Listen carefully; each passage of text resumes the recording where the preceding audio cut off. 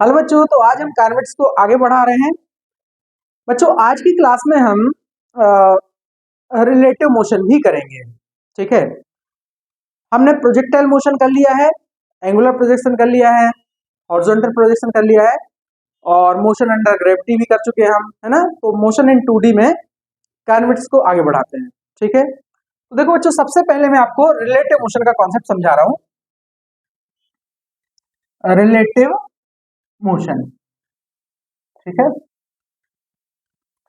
Relative motion में बच्चे आपको फ्रेम ऑफ रेफरेंस समझना होगा। Frame of reference, frame of reference. बच्चे, फ्रेम ऑफ रेफरेंस वो सिस्टम होता है जिसके रिस्पेक्ट में किसी ऑब्जेक्ट की पोजीशन बताई जाती है ना। फ्रेम ऑफ रेफरेंस वो सिस्टम होता है जिसके रिस्पेक्ट में किसी ऑब्जेक्ट की पोजीशन बताई जाती है। तो फ्रेम ऑफ रेफरेंस दो टाइप के होते हैं, इनर्शियल एंड नॉन इनर्शियल। अभी हमें इसकी जरूरत नहीं है, इसकी जरूरत पड़ेगी एनएलएम में। तो अभी मैं आपको बता रहा हूं बच्चे कि रिलेटिव मोशन कैसे देखी जाती है और क्या रिलेटिव मोशन होती है। ठीक है, देखिए, रिलेटिव मोशन हमें देखना है। जैसे बच्चों, एक ये गाड़ी है कार और एक दूसरी गाड़ी है कार। ठीक है, this is car A and this is car B. ठीक है, अगर car A V A velocity से जा रही है और car B V B velocity से जा रही है, हम कहें कि relative velocity of A with respect to B. क्या लिखे? Relative relative velocity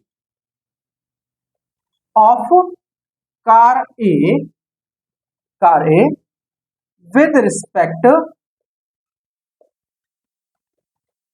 two car B, है ना। तो बच्चे, यहां पे किसकी वेलोसिटी देखना है? कार ए की। बेटा, ये कहलाएगा ऑब्जेक्ट। क्या कहलाएगा?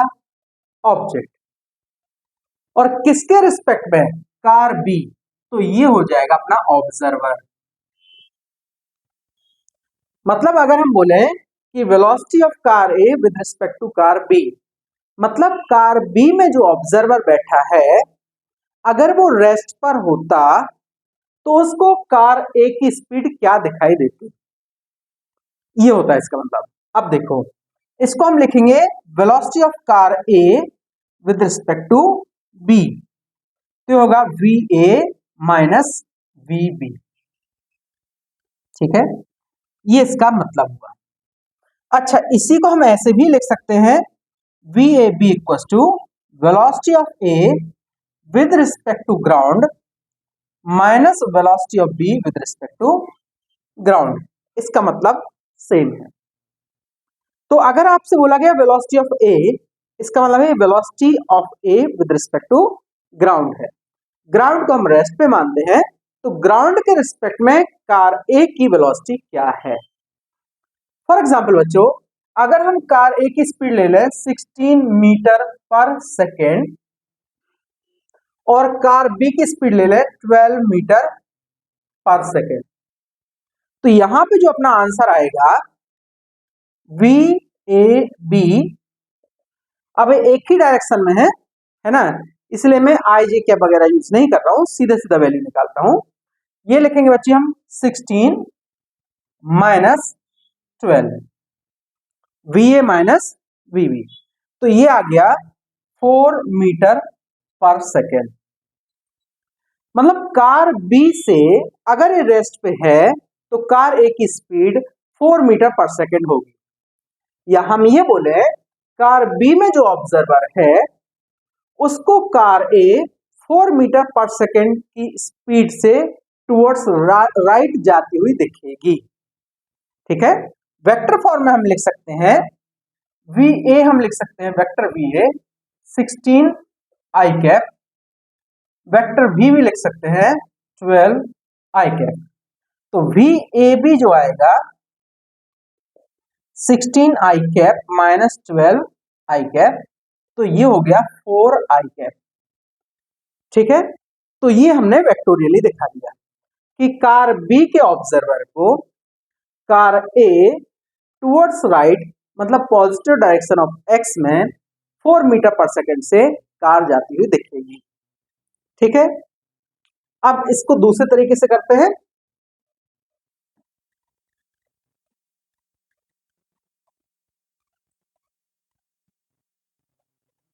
अगर हम बोले relative velocity of car B, मतलब कार बी क्या हो गया, ऑब्जेक्ट।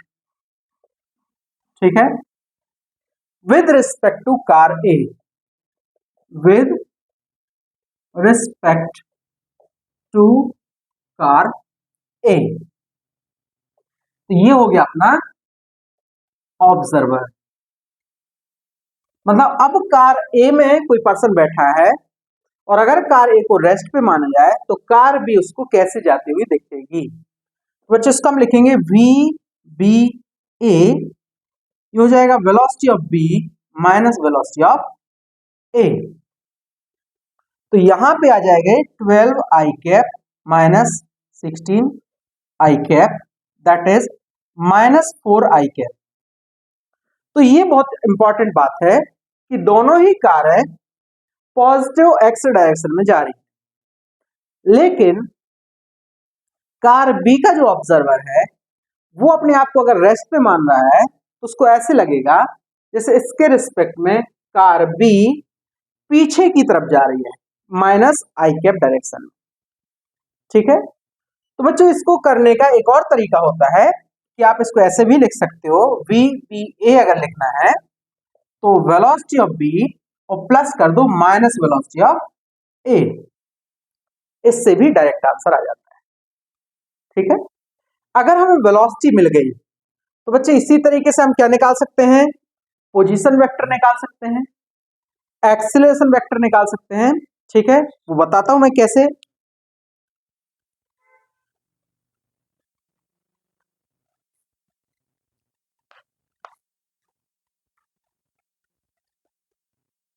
देखिए, जैसे हमने कहा position vector of B with respect to A, है ना, तो ये हो जाएगा x B minus x A. ठीक है, या दूसरी टर्म में आप लिखो आर बी ए, तो आ जाएगा vector r B minus vector r A. इसके अगर हमें बी का विद रिस्पेक्ट टू ए करना है तो जिसके रिस्पेक्ट में करना है उसको सब्ट्रैक्ट करना होता है। इसको डिवाइड करोगे तो velocity of B with respect to A आ गया, ये हो गया v B minus B A, इसको डिवाइड करोगे तो आ जाएगा एक्सीलरेशन।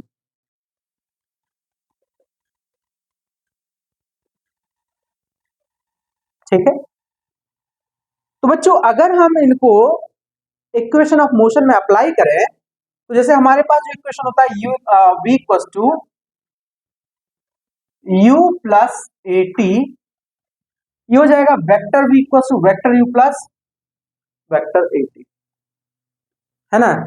तो यहां हम लिख सकते हैं जैसे हमने कहा velocity of B with respect to A, क्या लिख देंगे velocity of B with respect to A, यहां लिख देंगे acceleration of B with respect to A. ठीक है, ऐसे बच्चे हम सेकेंड इक्वेशन ऑफ मोशन भी लिख सकते हैं, वेक्टर एस, ये होता है u t plus half a t square, तो आ जाएगा displacement of B with respect to A, velocity of B with respect to A, acceleration of B with respect to A, है ना। अगर आप उल्टा मानना चाहो तो उल्टा भी लिख सकते हो। अब यहां पर आप ये भी बोल सकते हो where vector s A B, जो ये हुआ कितना, position of vector of B minus position vector of A. ठीक है, तो इस तरीके से बच्चे आप इक्वेशन ऑफ मोशन अप्लाई कर सकते हैं रिलेटिव मोशन। अब ये रिलेटिव मोशन इन 1D भी काम करता है और रिलेटिव मोशन इन 2D भी डायरेक्ट काम करता है, वो भी मैं आपको बता रहा हूं।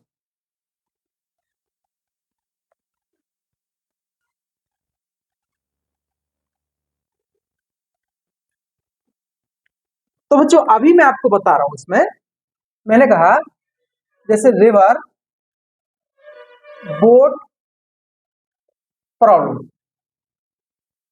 रिवर बोट प्रॉब्लम, तो बच्चे इसको रिवर मैन प्रॉब्लम भी कहा जाता है। ये नीट के लिए बहुत इंपॉर्टेंट टॉपिक होता है। इसमें किसी पर्सन को किसी रिवर को क्रॉस करना होता है ना। तो बच्चे इसमें क्या होता है, दो केस होते हैं। सबसे पहली केस होती है crossing the river, crossing the river इन या विद शॉर्टेस्ट डिस्टेंस। अब बच्चों शॉर्टेस्ट डिस्टेंस हमेशा परपेंडिकुलर डिस्टेंस होती है, ठीक है। अब देखिए यहां पे क्या है, जैसे ये हमारी कोई रिवर है, ठीक है। रिवर की विड्थ सपोज x, इसकी विड्थ ले लेते हैं d,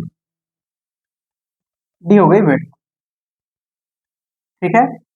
और रिवर में जो फ्लो डायरेक्शन है वो ले लेते हैं towards right, V R, V R हो गया speed of river, river water की जो स्पीड है, ठीक है। अब बच्चों मान लो यहां से एक पॉइंट ए से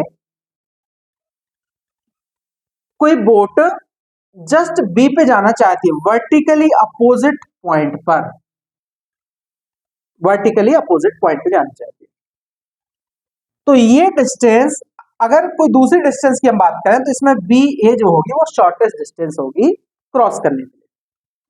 तो बच्चों लॉजिकली अगर हमारी बोट इस ए बी लाइन के अलोंग रहेगी तो वो रिवर करंट की स्पीड के कारण ऐसे आगे जाती रहेगी और यहां कहीं पहुंचेगी। तो इस केस में ये शॉर्टेस्ट डिस्टेंस नहीं होगी, है ना। तो हमें क्या करना पड़ेगा, देखो अगर आपसे कहा गया वेलोसिटी ऑफ बोट, ठीक है, ये है velocity of boat in still water, still water, इसी को बोलते हैं velocity of boat with respect to river. ये भी बच्चे इसको लिखा जाता है, ठीक है। तो अगर सपोज ये है, हमने कहा कि भाई जो बोट है वो वर्टिकल से किसी एंगल थीटा पे होना चाहिए, वर्टिकल से किसी एंगल थीटा पे होना चाहिए ताकि वो बी पे पहुंच सके। तो इस वीबी के हम दो कंपोनेंट लेंगे, एक तो ये वाला component VB cos of theta, और एक बच्चे ये वाला कंपोनेंट वीबी साइन थीटा। अब हम ये देखेंगे कि अलोंग द रिवर ये स्पीड है वी आर, तो बच्चों हमारी बोट जस्ट अपोजिट पॉइंट पे पहुंचना है, मतलब in the direction of river there should be no drift, कोई मोशन नहीं होना चाहिए। तो अलोंग द रिवर इसकी जो वेलोसिटी वो होना चाहिए 0। तो हम क्या बोलेंगे, if boat makes angle theta with line A B then for no drift along river flow, मतलब रिवर फ्लो की डायरेक्शन में बोट आगे नहीं जाना चाहिए। तो ये कंपोनेंट मैग्नीट्यूड में इक्वल होना चाहिए बट डायरेक्शन अपोजिट है। तो हम ऐसा बोल सकते हैं कि V B sine theta minus V R, इसकी वैल्यू 0 होना चाहिए। तो ये वी आर उस तरफ चला जाएगा, तो हम निकाल सकते हैं साइन थीटा की जो वैल्यू आएगी V R upon V B आएगी। तो इस बच्चों में एंगल मिल जाएगा कि इस लाइन से किस एंगल की तरफ डायरेक्टेड होना चाहिए हमारी बोट ताकि सीधी बी पे पहुंचे। कभी कभार वो यहां से एंगल पूछ लेते हैं फ्रॉम द रिवर करंट, ठीक है, तो ये पूरा एंगल पूछ लेते हैं। तो अगर हमें एंगल निकालना हो, angle from direction of river flow, direction of river flow, तो ये इसको मैं फाई लिख रहा हूं, ये वाला पूरा कंप्लीट एंगल ये हो जाएगा थीटा प्लस पाई बाई 2, है ना। जैसे मान लो 30 डिग्री आ गया, तो रिवर फ्लो से क्या हो जाएगा 90 प्लस 30 दैट इज 120 डिग्री, है ना। तो यहाँ पे अगर हम थीटा निकालेंगे तो sine inverse V R upon V भी आ जाएगा, तो फाई की जो वैल्यू आएगी it will be pi by 2 plus sine inverse V R upon V B, this will be the angle from river flow direction. ठीक है, अब बच्चे इसमें हम निकालते हैं कि अगर हम शॉर्टेस्ट डिस्टेंस से रिवर को क्रॉस कराना चाहते हैं तो टाइम कितना लगेगा इस बोट को ए से बी तक जाने में, है ना। तो अब हम निकालते हैं टाइम।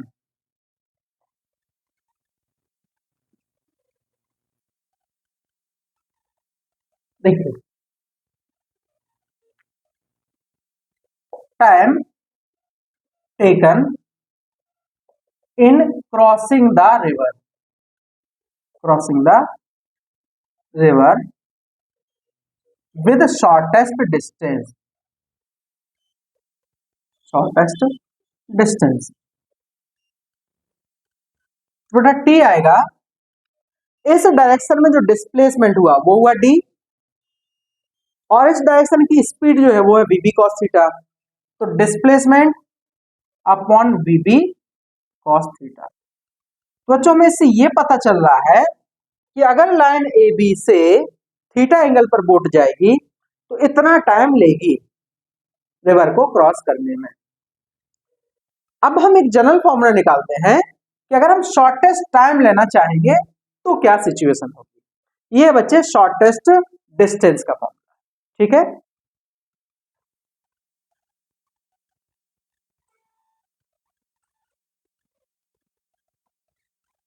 अब हम करते हैं crossing the river, crossing the river in shortest distance, नहीं डिस्टेंस हो गया टाइम, ठीक है, राइट। तो बच्चों हमारे पास टाइम का फॉर्मूला है D upon V B cos of theta. हम देख सकते हैं कि डी फिक्स है, width of the river fix है, स्पीड ऑफ बोट फिक्स है, तो टाइम वेरी करेगा कॉस थीटा के साथ।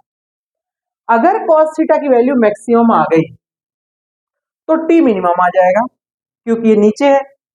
बच्चे टी मिनिमम जो होगा, देखो कॉस थीटा की मैक्सिमम वैल्यू जो हो सकती है वो हो सकती है 1, तो टी जो होगा मिनिमम वो आएगा D upon V B, D upon V B. अब cos थीटा 1 होने का मतलब है कि थीटा होना चाहिए 0, जीरो किससे, लाइन ए बी से। जैसे हमारा जो रिवर था ए बी, तो बेटा हमारी बोट इस डायरेक्शन में होना चाहिए ऐसे, तो लाइन ए बी से 0 डिग्री पर। अब होगा क्या, ये बोट ऐसे जा रही है तो एक्चुअली यहां नहीं पहुंचेगी, वो ऐसे आगे बढ़ते बढ़ते ऐसे यहां कहीं पहुंचेगी। ये आगे इसलिए जा रही है क्योंकि इस डायरेक्शन में एक रिवर की स्पीड का कंपोनेंट है वी आर, जिसको कोई कंपोनेंट नलीफाई नहीं कर रहा है।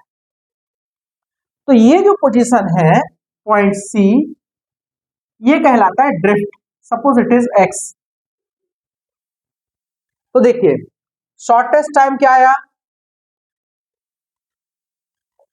शॉर्टेस्ट टाइम आ गया अपना टी मिनिमम या डी अपॉन वी बी, है ना, that is boat should be directed, should be directed perpendicular perpendicular to river flow, river flow, है ना। अच्छा, अब हम इसमें ड्रिफ्ट निकालें, drift of boat along river flow, ठीक है। तो बच्चों ड्रिफ्ट जो आई वो आई एक्स, तो ये होगा X equal to speed of river V R into time taken, जितना टाइम लगा। तो बच्चे ये आ गया X equal to V R into D upon V B. इससे हमें ड्रिफ्ट मिल जाएगी कि कितना ये आगे मूव करेगा, ठीक है। अब बच्चे इसके हम न्यूमेरिकल करेंगे, ठीक है। उसके पहले मैं आपको रेन मैन प्रॉब्लम समझा रहा हूं, ठीक है।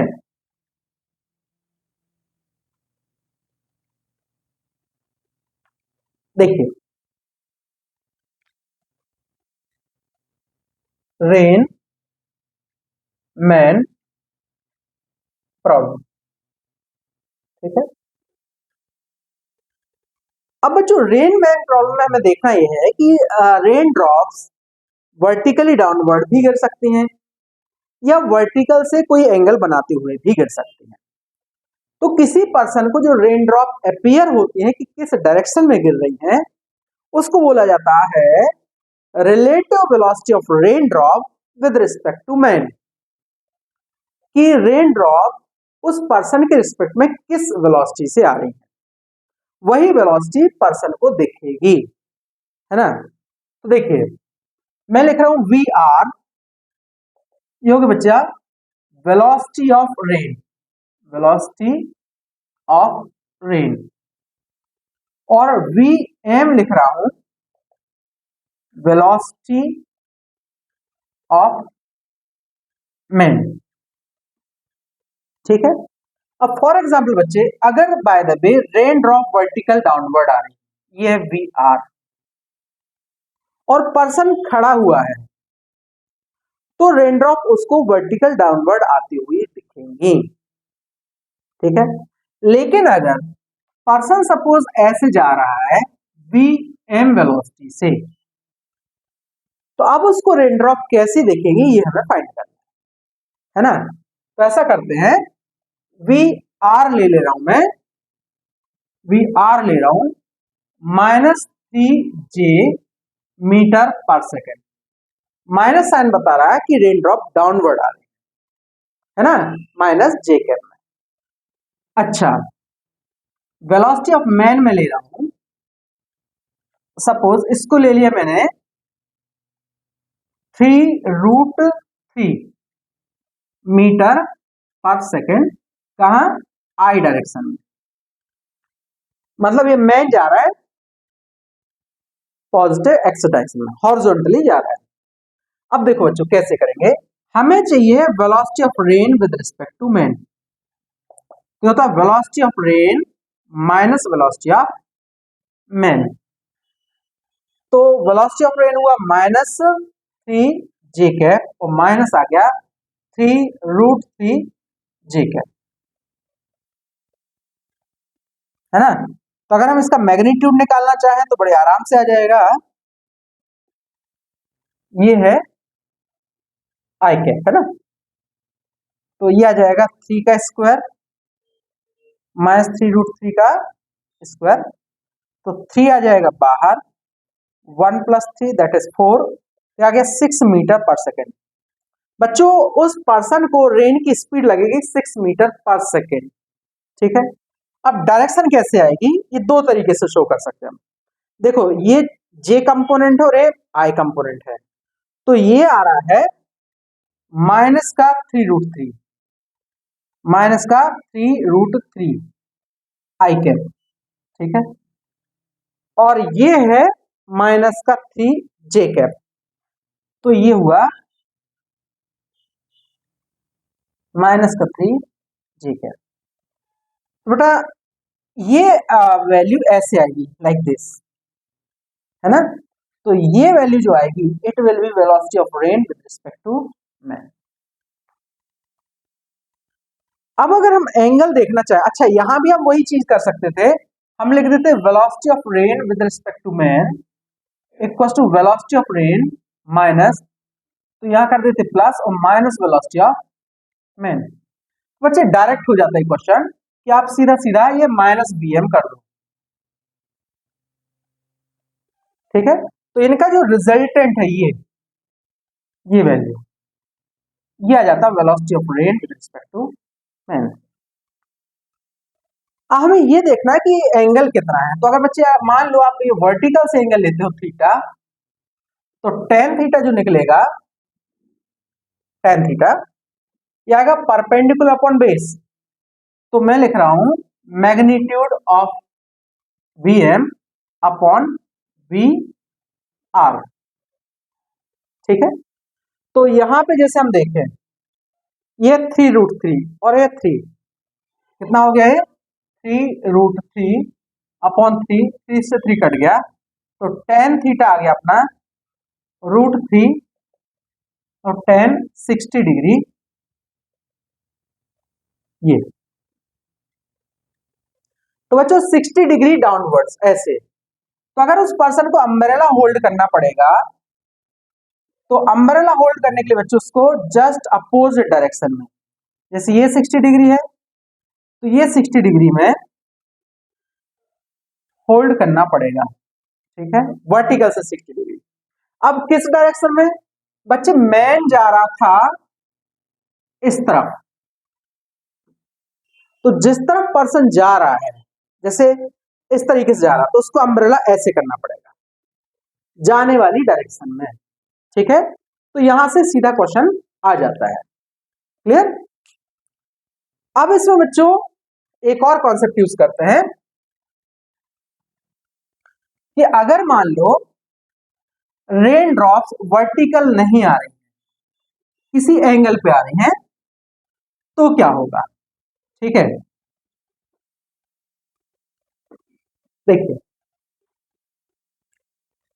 मैंने क्या किया, ये ले लिया velocity of rain, this is VR, है ना। और सपोज बच्चे ये वर्टिकल से किसी एंगल 30 डिग्री पर आ रही, VR की वैल्यू कर दी मैंने 4 मीटर पर सेकेंड। अब आपसे पूछा गया what should be the speed of a man on horizontal road, है ना, सो दैट रेन ड्रॉप्स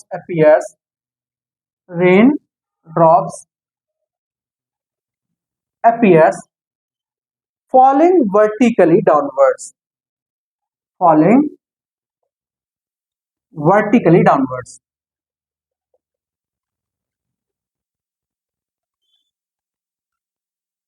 है ना। तो बच्चों इसको दो तरीके से कर सकते हैं। जैसे हमने कहा कि मान लो ये है हमारे पास एक ये कंपोनेंट हो जाएगा वेलोसिटी ऑफ रेन का, कौन सा, y कंपोनेंट, और ये हो जाएगा वेलोसिटी ऑफ रेन का x कंपोनेंट, है ना। तो हम देख सकते हैं कि हम लिखेंगे velocity of rain with respect to man, ये होना चाहिए VR माइनस VM, ठीक है। तो ये हमें चाहिए क्या, ये चाहिए वर्टिकल डाउनवर्ड डायरेक्शन, है ना। तो यहां पे अगर हम वैल्यू लिखे तो ये कितना आ जाएगा 4, मैं इसको IJK फॉर्मेट में लिख रहा हूं, 4 साइन 30, 4 साइन 30 ये वाला कंपोनेंट, है ना, और ये हो गया I cap plus 4 cos 30 minus J cap, है ना। और मेन को एज्यूम कर लिया मैंने टूवर्ड्स राइट जा रहा है, तो माइनस एम, ठीक है, और ये हो गया आई कैप। तो बच्चों ये आ गया हमारा 4 sin 30 माइनस वी एम आई कैप और प्लस 4 cos 30 माइनस जे कैप। अब रिलेटिव वेलोसिटी में कहा गया कि वर्टिकली डाउनवर्ड हिट होना चाहिए। इसका मतलब ये कंपोनेंट है जीरो, इस कंपोनेंट को क्या करते हैं zero for v r m to be vertically downwards, ठीक है। ये 4 sin 30 माइनस वी एम क्या होना चाहिए जीरो, तो वी एम आ गया कितना 4 sin 30 2 मीटर पर सेकेंड। इससे बच्चे आप एक और शॉर्ट तरीके से देख सकते हैं कि जैसे मान लो रेन वर्टिकल डाउनवर्ड हिट होना है तो हॉरिजॉन्टल कंपोनेंट कैंसिल हो जाना चाहिए। तो बेटा हॉरिजॉन्टल कंपोनेंट तब कैंसिल होगा जब मैन की हॉरिजॉन्टल वेलोसिटी रेन ड्रॉप की हॉरिजॉन्टल वेलोसिटी के बराबर होगी। तो पूरा करने के बजाय आप डायरेक्ट भी कर सकते हैं कि जो वेलोसिटी ऑफ रेन का हॉरिजॉन्टल कंपोनेंट यहाँ पे आ रहा है वी आर sin 30, तो डायरेक्ट बोल सकते हो कि वेलोसिटी ऑफ मैन इतनी होना चाहिए और ये आना चाहिए इस केस में पॉजिटिव एक्स डायरेक्शन, है ना। तो बच्चों ये हमारा रेन ड्रॉप प्रॉब्लम थी और रिवर बोट प्रॉब्लम थी, है ना। इसके बाद हम इसके न्यूमेरिकल्स करेंगे डिफरेंट टाइप के, है ना। तो ये हमारा काइनेमेटिक्स का ऑलमोस्ट सारा पार्ट कंप्लीट हो गया है, ठीक है बच्चों। नेक्स्ट लेक्चर में मिलते हैं, थैंक यू।